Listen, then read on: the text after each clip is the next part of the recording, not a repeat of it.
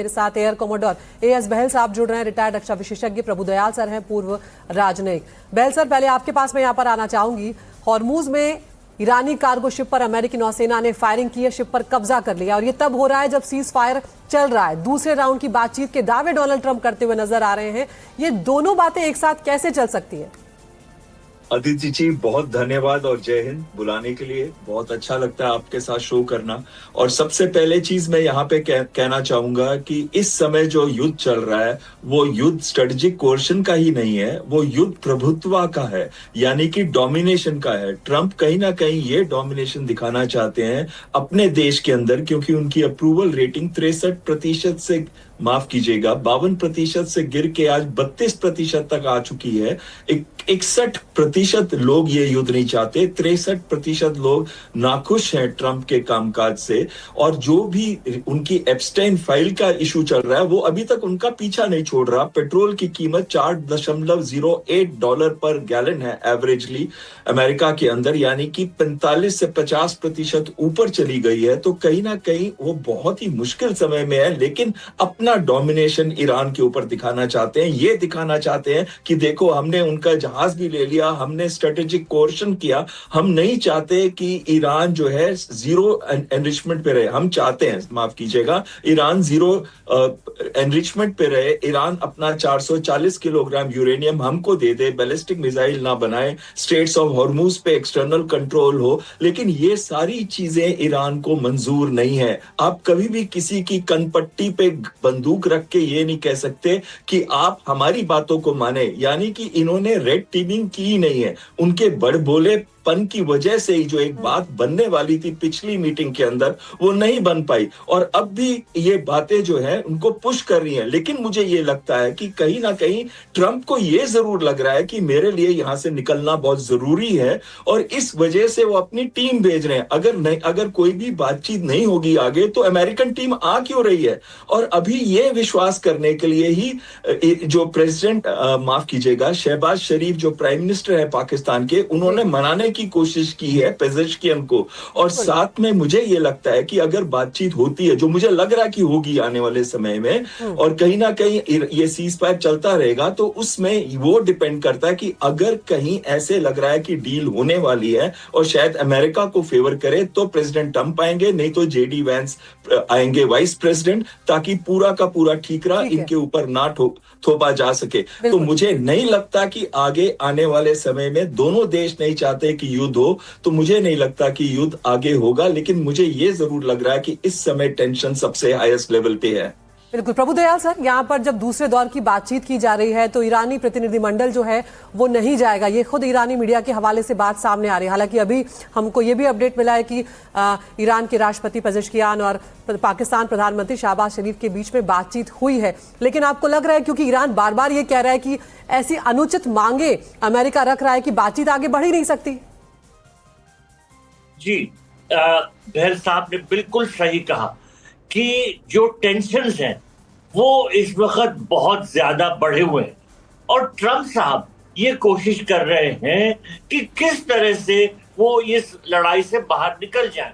जैसा बहल साहब ने कहा, ट्रंप साहब की पॉपुलैरिटी बहुत कम है, और इसलिए वो बार बार ऐसा पेश करने की कोशिश कर रहे हैं कि ईरान के साथ बस बातचीत होने वाली है, सेकेंड राउंड होने वाला है और शर्तें बहुत तक मंजूर हो गई। लेकिन ईरान ने तो साफ साफ कर दिया है कि कोई बातचीत के चांसेस नहीं है। देखिए, पेजेश्कियान साहब से जरूर शहबाज शरीफ की बात हुई और कुछ ऐसा लगा कि ईरान जो है वो जो शर्तें पेश की जा रही है उसमें बात करने को तैयार है।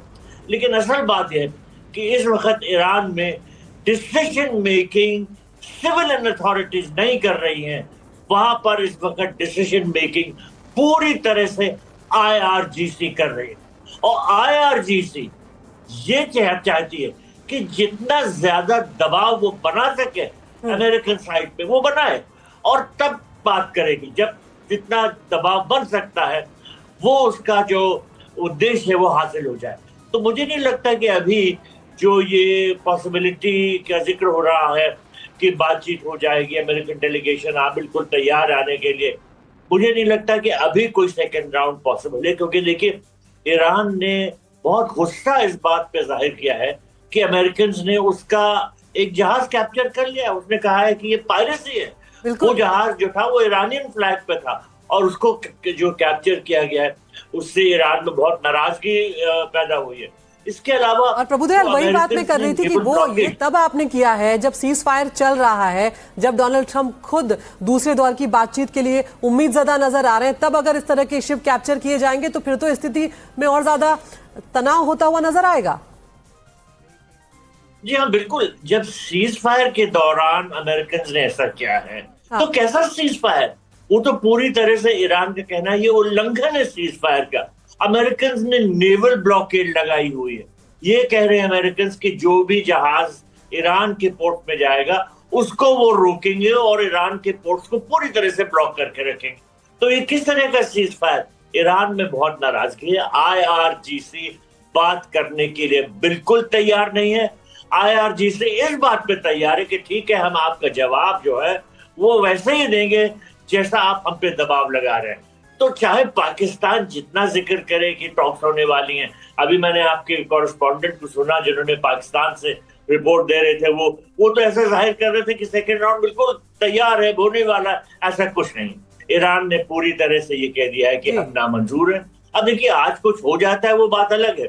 सिचुएशन बहुत जल्दी जल्दी बदल रही है, बिल्कुल। लेकिन अभी जो स्थिति है वो ये है कि ईरान और अमेरिका की पोजीशन में बहुत फासला है। सर, इस सबके बीच में एक और खबर से आपको रूबरू करा देते हैं कि किस तरह से यहाँ पर दावे जो हैं वो भी लगातार एक के बाद एक किए जा रहे हैं, और ऐसे दावे जो कहीं ना कहीं बातचीत को बिगाड़ भी सकते हैं। यहाँ पर डोनाल्ड ट्रंप की तरफ से बड़ा बयान सामने आया, ईरान हमारी शर्तों पर झुकेगा और उसे डील स्वीकार करनी ही होगी। अगर ईरान ने डील नहीं की तो ईरान के हर एक पावर प्लांट और हर एक पुल को तबाह कर देंगे। ये डोनाल्ड ट्रंप यहाँ पर कहते हुए नजर आ रहे हैं। तो वार्ता से पहले ट्रंप ने ईरान को धमकी भी दे दी है। ईरान की किलिंग मशीन को हमेशा के लिए खत्म करने का समय आ गया है। राजीव रंजन, डिफेंस एडिटर, हमारे साथ है। राजीव, अब ये खबर आ रही है कि इस्लामाबाद पहुंच रहे हैं अमेरिका के डेलीगेशन, और दूसरी तरफ सीधे तौर पर यहां पर डोनाल्ड ट्रंप धमकी दे रहे हैं। बिल्कुल। देखिए, ट्रंप की कोशिश है कि दबाव के जरिए ईरान को जो है टेबल पर लाया जा सके, अपने शर्तें मनवाई जा सके। लेकिन ईरान का साफ तौर पर यह कहना है कि वो झुकने वाले नहीं है। वो सीधा आरोप लगा रहे हैं कि जिस तरह से बातचीत के लिए माहौल क्रिएट करना चाहिए, कूटनीति की बात करना चाहिए, वो ट्रंप की ओर से लगातार नहीं किया जा रहा। और जिस तरह से ट्रूथ सोशल पर जो है ट्रंप एक पर एक धमकी दे रहे हैं, इससे बात बनने वाली नहीं है। जो ट्रंप का साफ तौर पर यह कहना था कि यूरेनियम इनरिचमेंट जो है वो सारे जो है वो ईरान जो है अमेरिका के हवाले कर दे, परमाणु हथियार बनाना बंद कर दे और लंबी दूरी तक के जो बैलिस्टिक मिसाइल है उस पर रोक लगा दे। तो ऐसे कई सारे डिमांड हो रख रहे थे, और बदले में ईरान का जो ये कहना था कि जो प्रतिबंध जो हमारे $120 बिलियन जो दुनिया भर में हमारी संपत्ति है उस पर लगाया गया, उस पर हटाया जाए, स्ट्रेट ऑफ हार्मुज की नाकाबंदी को बंद किया जाए, तो ये सब उस पर रोक लगी, हटाया जाए। तो ये सारी बातें दोनों एक दूसरे पर आरोप लगा रहे हैं, दोनों पक्ष को झुकने को तैयार नहीं है। तो जाहिर सी बात है कि इससे बात बिगड़ने की आशंका बहुत ज्यादा है और हालात और ज्यादा खराब होंगे, और कहीं ऐसा ना हो कि जो सीज फायर हुआ है वो सीज फायर के बाद फिर से एक युद्ध का नया दौर शुरू हो जाए।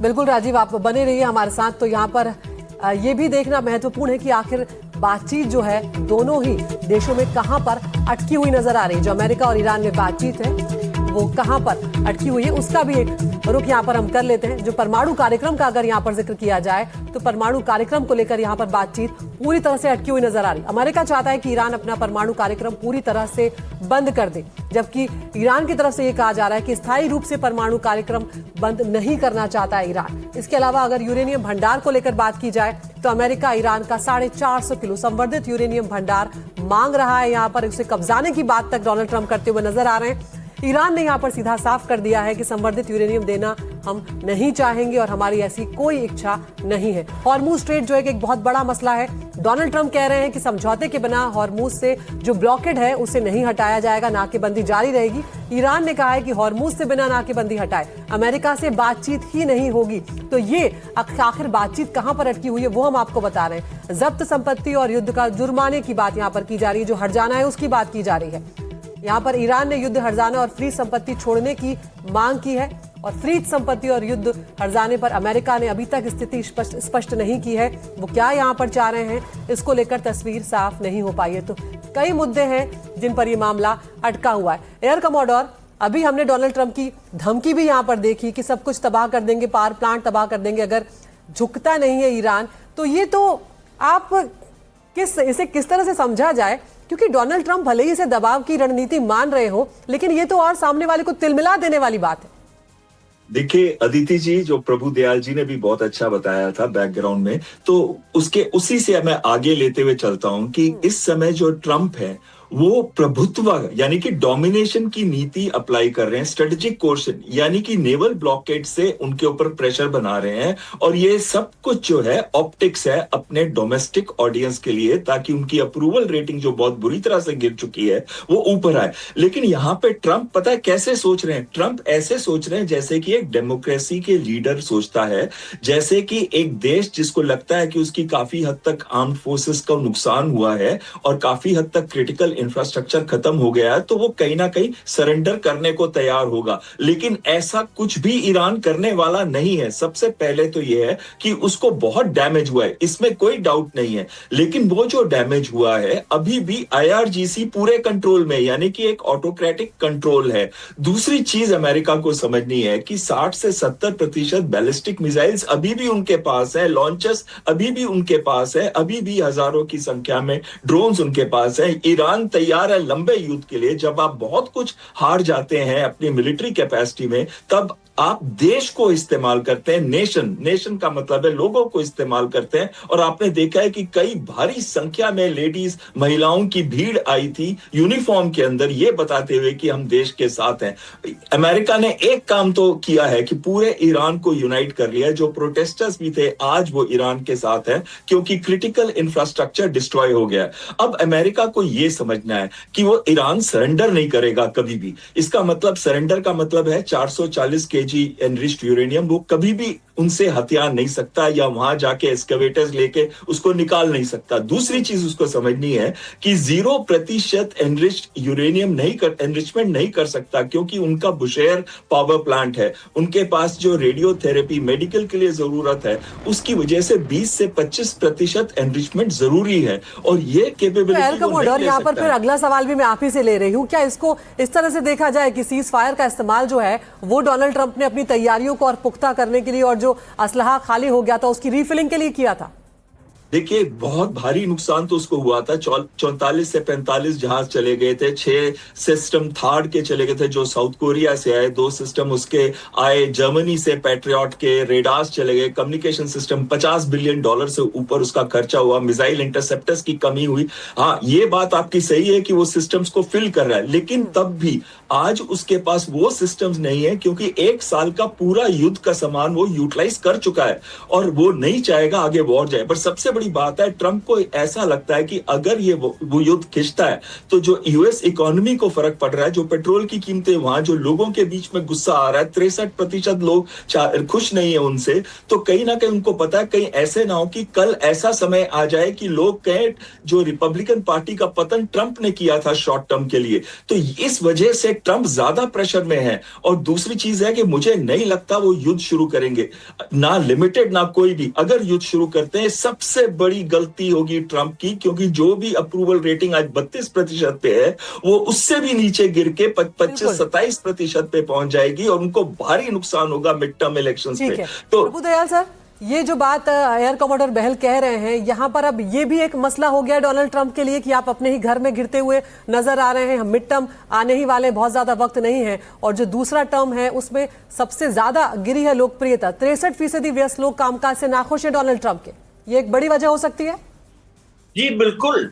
अगर आप अमेरिकन मीडिया को और से देखें तो वहां तो ये सब तरफ से यही बात हो रही कि ट्रंप की लापरवाही से, उनकी जो इतनी गैर जिम्मेदार पॉलिसीज है, उनसे उनकी अपनी रेटिंग को बहुत नुकसान हुआ है और उनकी रेटिंग बहुत नीचे गिर गई है। लेकिन जहां तक IRGC का सवाल है, वो तो ट्रंप की बातों पे बिल्कुल भी बिलीव नहीं करती, क्योंकि बार बार ऐसा हुआ है कि ट्रंप साहब ने कुछ कहा है लेकिन करा कुछ और है। पिछले साल जून में बातचीत हो रही थी, एकदम से अटैक कर दिया। फिर इस साल बातचीत हो रही थी और बातचीत के दौरान जब लग रहा था कि कुछ डील की तरफ बढ़ रहे हैं, फिर अटैक कर दिया। तो ये IRGC का सोचना है कि अगर ट्रंप सीज फायर की बात करते हैं वो तो एक तरह का दिखावा है, उनकी नीति कुछ और है। इसके अलावा उनके साथ जो एक फोर्स बड़ी खड़ी हुई है वो है इजराइल, और इजराइल तो बिल्कुल नहीं चाहता कि युद्ध खत्म हो। और देखिए लेबनान के साथ उनका जो सीज फायर हुआ है वो किस तरह का सीज फायर है। अभी भी जो इजराइल है पूरी तरह वहां बमबारी कर रहा है। तो IRGC अच्छी तरह समझते हैं कि अमेरिकन की स्ट्रेटेजी क्या है और उसके साथ इजराइल की स्ट्रेटेजी क्या है। इस वजह से अबू दयाल से फिर आपसे एक सवाल और मैं समझना चाहूंगी यहाँ पर कि डिस्ट्रस्ट के साथ ही बातचीत की टेबल पर जो पहली बातचीत थी उसकी मैं बात कर रही हूँ। यहाँ पर बातचीत के टेबल पर आए थे अमेरिका और ईरान, दोनों पर अविश्वास एक दूसरे के बीच में था। और अब इस तरह से अगर बात आगे बढ़ेगी, मान लीजिए दूसरे राउंड की बातचीत में भी वो आ जाते हैं, ईरान भी अगर पहुंच जाता है, तो क्या यहाँ पर मामला युद्ध खत्म होने तक नहीं पहुंचेगा? सिर्फ एक बार फिर से सीज फायर सिर्फ आगे बढ़ सकता है, सिर्फ इतना ही हो सकता है या इससे बेहतर कुछ हो सकता है? देखिए आदित्य जी, फर्स्ट राउंड में नतीजा क्या निकला? There was no result. ये सीज फायर एक दिखावा था, क्योंकि सीज फायर होते हुए भी कितने ऐसे कदम उठाए गए दोनों साइड से जो कि बहुत ही अग्रेसिव थे, कोई पीस की तरफ बढ़ते हुए नहीं लग रहे थे। तो अब जो स्थिति है उससे और बिगड़ गई है, उनमें जो डिस्ट्रस्ट है वो और ज्यादा बढ़ गया है। तो इस वजह से सेकेंड राउंड अगर इस्लामाबाद में हो भी जाए किसी तरह से, उसका कोई नतीजा निकलना बहुत ही मुश्किल है। इसीलिए ईरान जो है वो तैयारी नहीं हो रहा है बातचीत में आगे जाने के लिए, क्योंकि IRGC जानती है कि ये सब दिखावा है, बहलाने की कोशिश है, किया कुछ और जाएगा। बिल्कुल एयर कमोडोर, इस सब के बीच में जो नए अपडेट सामने आए उसमें यह था कि अमेरिका ने वेस्ट एशिया में अमेरिकी प्लेन्स देखे गए, जेरल्ड फोर्ट समेत 2 और युद्धपोत जो हैं उनको भी पश्चिमी एशिया में अमेरिका ने तैनात किया है। तो इस सब चीज़ों को तो ईरान भी देख रहा होगा, और ईरान पहले ही इस युद्ध को, इस वॉर को एसिमेट्रिक बना चुका है। ऐसे में अब आगे आप किस तरफ बढ़ते हुए देखते हैं, क्योंकि कई देशों की इकोनॉमी जो है अब वो स्टेक पर आ गई है? बिल्कुल सही कह रहे हैं। यूरोप के अंदर इस समय आपके आखिरी स्टेटमेंट से आगे लेके चलता हूं। यूरोप के अंदर सिर्फ कुछ हफ्तों के लिए रह गया है एविएशन टर्बाइन फ्यूल। कल मैं अपनी डॉटर से बात कर रहा था तो वो बता रही थी जो पहले 12-13 यूरो में ग्रोसरी मिलती थी हफ्ते की, आज वो ग्रोसरी मिल रही है उनको 17-18 यूरो के अंदर। देखिए कितनी कीमतें वहां पे ऊपर जा चुकी हैं एक ऑयल की कीमत के ऊपर जाने से। यूरोप के अंदर एक पोल हुआ था अभी ये हाल ही में 2 या 3 दिन पहले। उस पोल के अंदर आप मानेंगे नहीं, चीन और अमेरिका के बीच में इस समय यूरोप को जो थ्रेट है सबसे ज्यादा अमेरिका से है। 36% लोग वहां पे मानते हैं कि अमेरिका उनके लिए बड़ी थ्रेट है, और 29% लोग ही कहते हैं कि चीन बड़ी थ्रेट है। तो 7% चीन से ज्यादा अमेरिका को थ्रेट देखा जा रहा है ग्रीनलैंड इशू के बाद से। लेकिन और ये ईरान वॉर थे, ईरान वॉर उनको लगता है ये अमेरिका का वॉर नहीं था, यूरोप का वॉर नहीं था, पर अमेरिका सभी को घसीट के ले गया। विश्व को तबाह और बर्बाद करने पे ट्रंप जो है आमदा है। तो कहीं ना कहीं इस समय ट्रंप अकेले घिर गए हैं, ट्रंप के साथ कोई भी नहीं है। स्पेन ने थलग भी पड़ गई यहाँ पर, और जिस तरह से बातें समझ में आ रही है कि निकलना तो डोनाल्ड ट्रंप भी जा रहे हैं, लेकिन अब क्योंकि ये नाक का सवाल बन गया है तो एक कोई सम्मानजनक एग्जिट उनको मिल जाए तो वो शायद इससे बाहर निकले। एयर कमोडोर बहल सर, प्रभु दयाल सर, आप दोनों का बहुत बहुत शुक्रिया, आपने वक्त निकाला हमसे बातचीत करने के लिए। तो ईरान और अमेरिका के बीच सीजफायर खत्म होने की तारीख आती जा रही है, और वहीं दूसरे दौर की वार्ता कब होगी ये पता नहीं है। इस बीच में स्टेट ऑफ हॉर्मुज और यूरेनियम को लेकर दोनों देशों में तकरार बढ़ती जा रही है। अमेरिका नाकेबंदी हटा नहीं रहा है, उधर ईरान ने फिर ऐलान कर दिया है कि हॉर्मुज पूरी तरह से बंद है। तो सवाल है कि ऐसे तनाव में बातचीत आखिर होगी कैसे? क्या ये जंग फिर से तो शुरू नहीं हो जाएगी?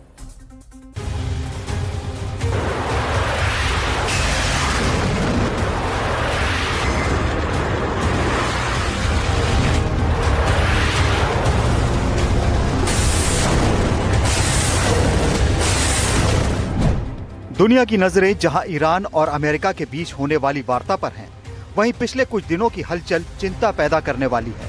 होर्मुज और ईरान के यूरेनियम पर बात बनती नहीं दिख रही है। होर्मुज पर अमेरिका की नाकाबंदी नहीं हटी तो अब ईरान ने फिर इसे ब्लॉक कर दिया है। ईरान ने साफ कहा है कि वो अपना संवर्धित यूरेनियम भी अमेरिका को नहीं देने जा रहा है।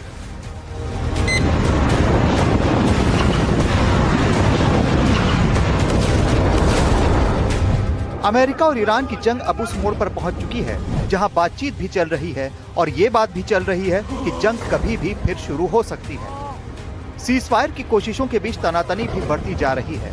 ट्रंप की धमकियों के बीच ईरान ने होर्मुज स्ट्रेट को फिर से बंद कर दिया है।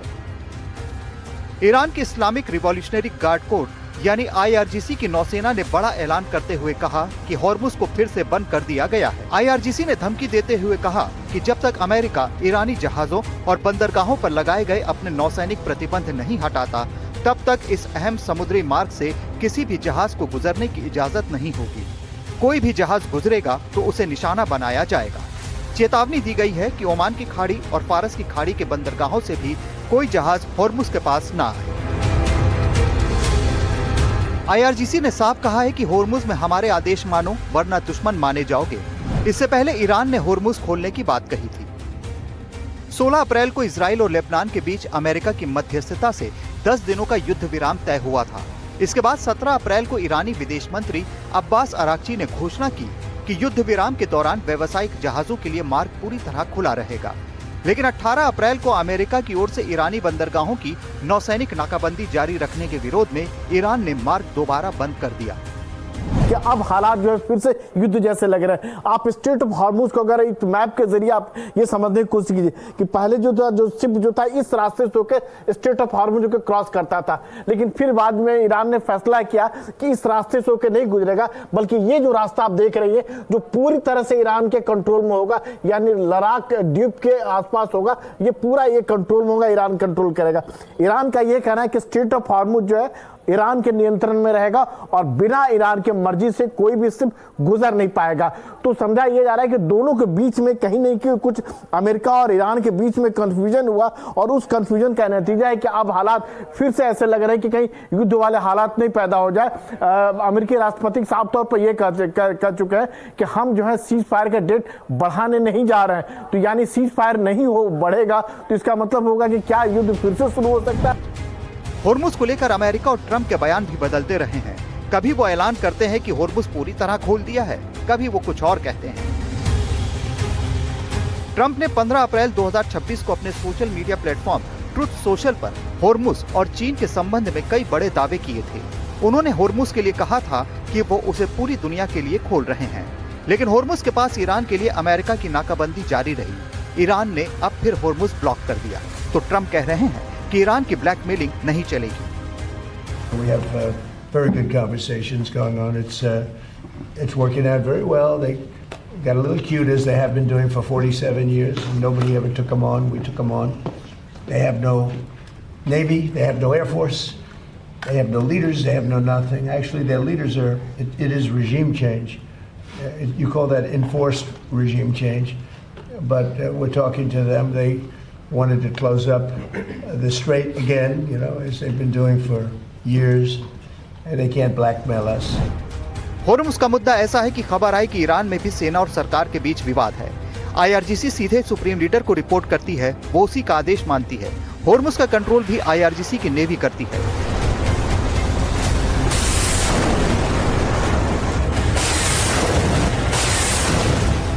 ईरान के विदेश मंत्री अब्बास अराक्ची ने 17 अप्रैल को युद्ध विराम के सम्मान में मार्ग खोलने का वादा किया था। वो कूटनीति के जरिए तनाव कम करना चाहते थे। वहीं IRGC ने 24 घंटे के भीतर ही कहा था कि हॉर्मुज का नियंत्रण उसके हाथ में है, इसे खोलने का फैसला सरकार नहीं ले सकती। हॉर्मुज के अलावा एक और मुद्दा है जिस पर तलवारें खिंची हुई हैं। वो मुद्दा है ईरान का संवर्धित यूरेनियम। ईरान ने एक बार फिर साफ कर दिया है कि वो इसे अमेरिका को नहीं सौंपेगा। I can tell you that no enriched material is going to be shipped to United States. This is non-starter, and I can assure you that while we are ready to address any concerns that we do have, we are not going to accept things that they are non-starter. Iran के उप विदेश मंत्री का कहना है कि जिस uranium की बात अमेरिका कर रहा है वो पूरी तरह IAEA के सुपरविजन और मॉनिटरिंग में तैयार किया गया। जंग से पहले वो यूरेनियम पूरी तरह IAEA के सर्विलांस में था। अब वहां अमेरिका और इजराइल ने बमबारी कर दी है। ईरान अमेरिका के बीच जंग 8वें हफ्ते में पहुंच गई है। इसे खत्म करने की कोशिशें हॉर्मुज की तरह ही फिलहाल ब्लॉक नजर आ रही हैं।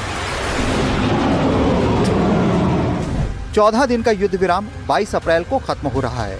दूसरे दौर की शांति वार्ता पर बात हो रही है, लेकिन दोनों ही पक्ष हॉर्मुज और यूरेनियम पर अड़े दिख रहे हैं। Bureau report, NDTV India.